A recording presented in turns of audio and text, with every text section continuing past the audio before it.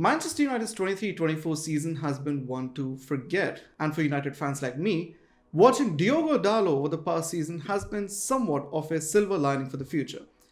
Now, his form and consistency has negated the need for another starting right back to come into the picture. But with Ineos's focus split across various positions in the squad, particularly at left back, I want to put forward the case today for a right back. Someone who can fill in Dalot's footsteps in the future, someone who can offer versatility across the back line, and also exciting potential in forward areas. Let me talk to you about Lille's Diogo Dalot. Diogo Dalot very much fits the mold of what you expect from Portuguese modern fullbacks. He came through the academy at Sporting Lisbon, but then went to Estoril Praia to get first team football and really excelled there as well. And then, after excelling there, he got the move to Lille, which is where he's really blossomed into a fantastic modern fullback under Paulo Fonseca. Now, if you haven't heard of Fonseca, he is one of these managers who plays possession football, dominant football. His teams like to play on the front foot. Especially important is a pressing aspect from his wide players, which is where Diogo Dalot's strengths come into play, especially in terms of his out possession. And when you talk about his in possession strengths, one of his biggest attributes is his ability to carry the ball and his ability to dribble past markers. Now, this comes from the fact that he, in his youth days, used to spend time playing as a right winger. And if you look at his transfermarkt profile, you'll see that his split minutes across the right wing, the right midfield, and right back. So this is a player who has made time and who has developed in his primitive years as a right winger. So he knows how to think like an attacker. And if you look at his defensive numbers, especially this season, he has come up really strongly in terms of dribbling against tackles, winning the ball forward in the final third. When you look at possession won in the final third especially, I think he comes across in Lille's squad, fourth highest in the league. Another really impressive stat from Diogo Dalot. But coming back to his dribbling, I think that's the biggest and the most exciting asset that Diogo Dalot brings to the table. Now, to underline that entire strength of his, when you look at attempted dribbles amongst all Ligue 1 players, which, as we know, is Ligue des Talents, is the league where you see dribblers blossom. You see Ousmane Dembélé, Desiré Doué, Kylian Mbappé. Diogo Dalot is 14th for attempted dribbles across Ligue 1 this season. Again, that's another fantastic attribute to provide for a right back, especially when he is playing right behind another very dribble-heavy winger in Edon Żegrova.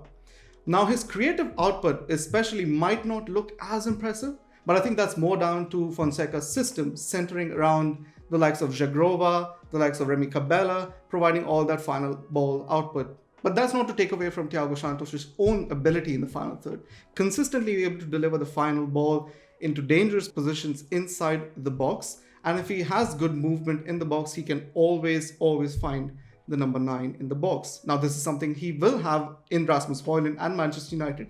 And he is a forward who has sorely lacked service, as we've seen over the past 12 months at Man United.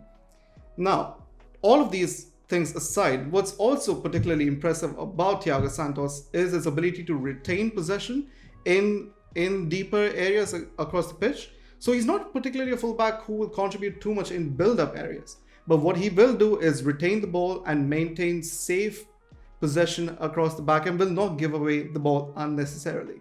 Another way he can keep the ball is to draw fouls. So Diogo Dalot is a right back who has a low center of gravity. So he may not particularly look like the most strongest in an aerial sense, but what he does is use his body really effectively to win fouls. And in fact, this season, he is the most fouled player in Ligue 1. Once again, one of the most physical leagues in the top 5 European leagues. And this is a player who has excelled in that league, particularly when you look at drawing fouls. And this is a really important aspect of him as a player that can translate really well to a higher level team, because then that offers you opportunities to set pieces through, again, just frustrating opposition defenders through that 1v1 strength that he has. And so, yeah, Diogo Dalot is a fantastic player in that sense.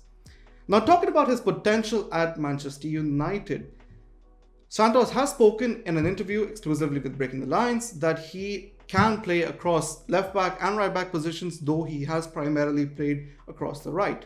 Now, what I'm interested to see is what kind of versatility he can offer across the left back position as well, because he is the kind of player who is two-footed. He can drift inside. He spends a lot of time inverted in center midfield, and again is a value add in possession in those areas as well. At Manchester United, I don't expect him to overtake Diogo Dalot as the right-sided fullback. But what I am keen to see is that if a left back is not landed this summer, if Thiago Santos can come in and also be an option there. Aaron Wan-Bissaka is the current sort of right back second choice for Manchester United and Ten Hag, and doesn't exactly offer the same strengths as Diogo Dalot does, but Thiago Santos does, and that's what makes him a, I'd say, clear choice for Manchester United to invest in this summer. And if given his age, he's only just 21, so the best of his career is still yet to come.